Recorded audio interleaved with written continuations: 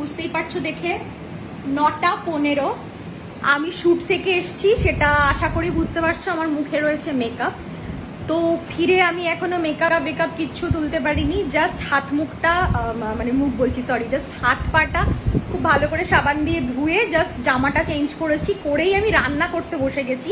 এই রাত্রিবেলা রান্না মানে এমন কিছু না, জাস্ট একটু গোবিন্দভোগ চালের ভাত করেছি।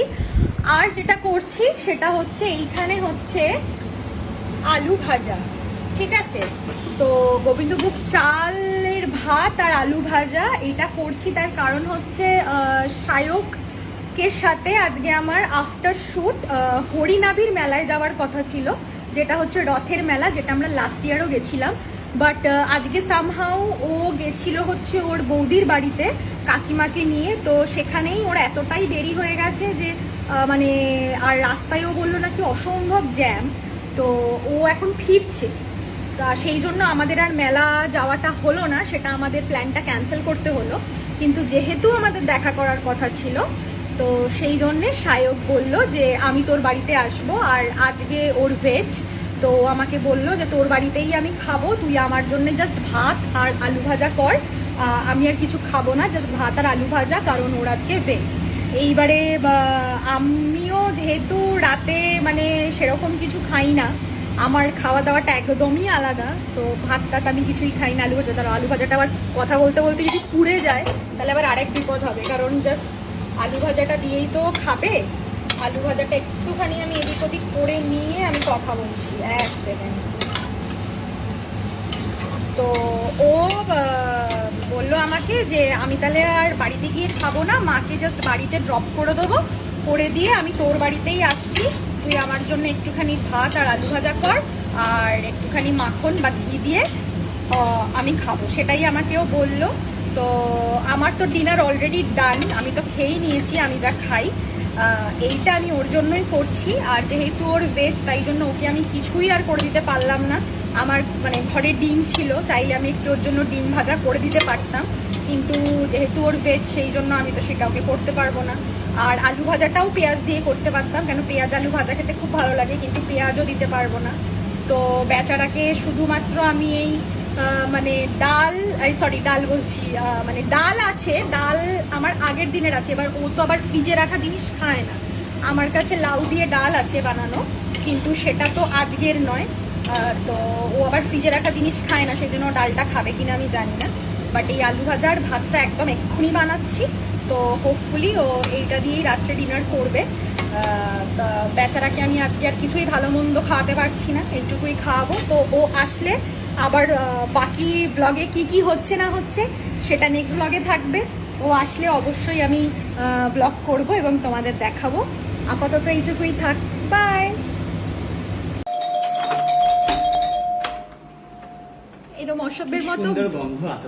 অসভ্যের মতো বেল একজনই বাজাতে পারে জীবনে। কি সুন্দর আতপ চালের আমাদের আজকে মেলায় যাওয়ার কথা ছিল। মেলায় তো হলো না, আমি তো পাটুলি থেকে আসতেই তো 10 ঘন্টা লেগে গেল।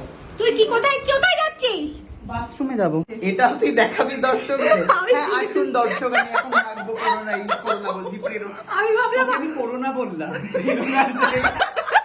তো আজকে হচ্ছে সেই দিন যেই দিন হচ্ছে ডুমুরে ফুল মানুষ দেখতে পায়, তো সেই রকমই হচ্ছে আজকে আমি হচ্ছে দিদি ভাইয়ের হাতের রান্না খেতে পারবো। দিদি ভাই আজকে সুন্দর সুন্দর রান্না করেছে, আমি তো প্রচন্ড আশা নিয়ে বসে আছি। চিংড়ি খাবো, চিকেন খাবো, মাছ খাবো।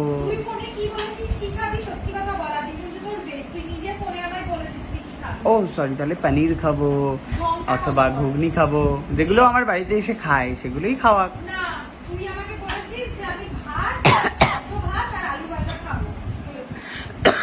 এইসব আমি কোনো কথা বলিনি তো তোকে।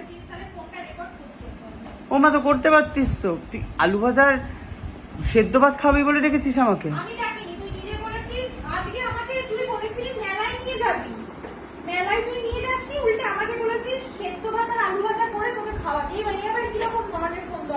আমি অজ্ঞান হয়ে পড়েছি তোর আচরণ দেখে। আচ্ছা, আমি ঘি দেব, খুব সুন্দর ঘি আছে, নাকি বাটার দেব? বল। আমি আলু সিদ্ধ ভাত খেতে এসেছি। তুই নিজে বলেছিস নাটকটা আমি এসব বলিনি প্রেরণা। একটু তো আমাকে পনির খাওয়াতে পারতিস রে রান্না করে।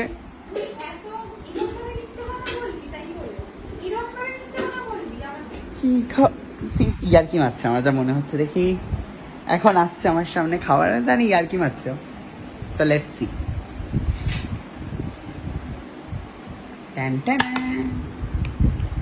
ভাত আর আলু ভাজা আরো আছে। কাঁচা লঙ্কা আমি খাই না, ঝাল আমি খাই না, তাই আমি এটা রাখি এখানে। এটা তোর পাতে না, পাতেই রাখ, আমি নিয়ে নিচ্ছি। পাতে রাখ। আমি সিরিয়াসলি এটা আর কিছু নেই।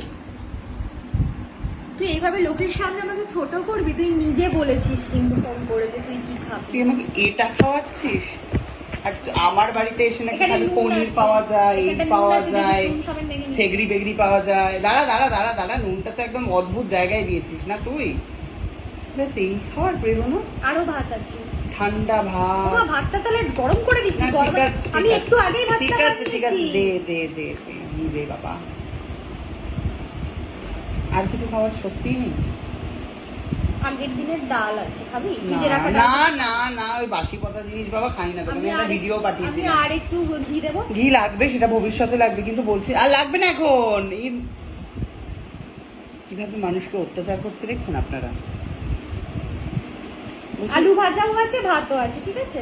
আমি বুঝতে পেরেছি, বলছি পনির ফানির কিচ্ছু করিস নি তুই? না, কি করে করবো? শুটিং ছিল, তুই বলেছিলি মেলায় নিয়ে যাবি, গিয়ে মেলায় নিয়ে গেলি না, বললি যে তাহলে আমি আসছি। যখন মেলায় যাবাই হলো না, আমার তো আজকে হ্যাঁ। ভেজ, তুই একটু ভেজ রান্না করি। একটু সেদ্ধ ভাত আর না, আলু ভাজা। এই কথাগুলো আমাকে ছুঁয়ে বল, তুই এটা বলেছিস কি বলিস না? আমাকে ছুঁয়ে বল, আমি তোকে ছুঁয়ে রয়েছি। দেখি, বল। খেয়ে দেখি। আমি তোকে ছুঁয়ে রয়েছি, সত্যি কথা বল।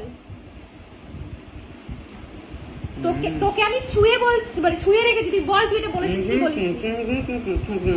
খাওয়ার সময় কথা বলিস না, প্রমাণ হয়ে গেল তাহলে সবার সামনে। আলু ভাজাটা খেয়ে একটু দেখ, খাবি না?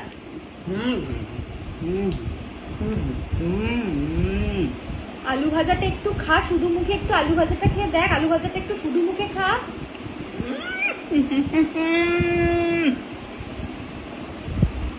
ওভার অ্যাক্টিং এর চরম।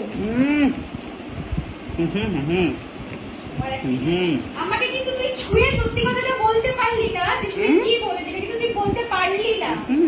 পারলি না বলতে। এরপরে কিন্তু দু রকমের তিন রকমের জিনিস আছে, খাবি তো? ভাত দিয়ে খাবার না, ভাত খাওয়া হয়ে গেলে তারপর ভাত দেবো তো? ভাত দেবো। কেন কেন? আরে এত ভাত করেছি তোর জন্য, সত্যি। শুধু ভাত আর আলু ভাজা, সেটাই যদি বেশি করে না করি, খাবি কি দিয়ে বল? তুই আমাকে ছুঁয়ে বল, তুই বলেছিস কি বলিসনি? আপনারা বুঝতে পারছেন তো সবাই, মানে কিভাবে একটা লোকে মিথ্যে কথা বলতে পারে? আর এইটা খাওয়া হয়ে গেলে একটু ভালো মন্দ আছে, খাওয়া হয়ে যাক তারপরে দেব। খুব ভালো খেলাম, এতদিন বাদে হচ্ছে আলু সিদ্ধ না, আলু ভাজা, আতপ চাল, ঘি, আর সাথে নুনও পড়েছিল পাতে। এবারে এসেছে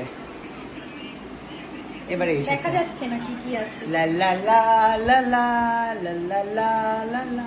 বাহ, রয়েছে হচ্ছে ভ্যানিলা আইসক্রিম, রয়েছে হচ্ছে কোল্ড ড্রিঙ্ক, রয়েছে হচ্ছে মিষ্টি, যেগুলো আমি একটাও খাবো না। মানে এতটা আইসক্রিম কে খেতে পারে?